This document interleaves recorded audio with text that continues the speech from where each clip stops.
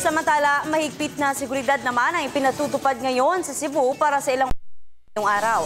Isinara ang ilang kalsada para sa mga daraanan ni Pangulong Aquino patungong Cebu Coliseum.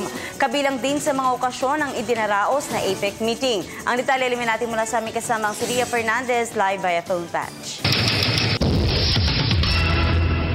Princess, light to moderate traffic ang nararanasan dito sa Cebu City tungong downtown, kaya mahabang pasensya ang hinihingi ng lokal na pamahalaan ng Cebu sa mga commuter at motorista dahil ilang kalsada ang kanilang isinara para magbigay daan sa pagdating ng kampo ni Pangulong Noynoy Aquino dito ngayon at sa nagpapatuloy na mga pagpupulong ng Asia-Pacific Economic Cooperation o APEC.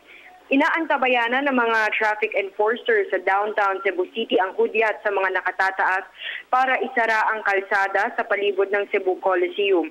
Patungo kasi roon ng hapon ng Presidente kasama si Liberal Party Standard Bearer DILG Secretary Marojas para sa isa pang gathering of friends kung saan kasama naman ang kanilang mga kaalyado at taga-suporta sa Central Visayas.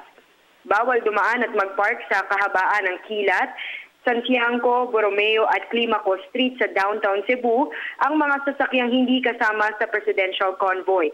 Patuloy rin hanggang September 7 ang pagpapatupad ng rerouting scheme palayo sa mga tinukoy na APEC ceremonial route.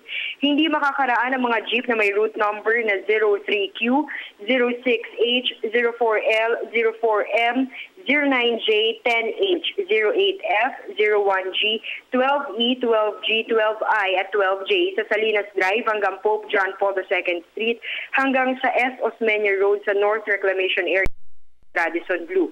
Habang may track ban din mula 6 a.m. to 10 p.m. hanggang September 5 sa 1 Luna Avenue to Salinas Drive, Salinas Drive to Veterans Drive, 1 Luna Corner Archbishop Reyes Avenue to Jorordo Avenue.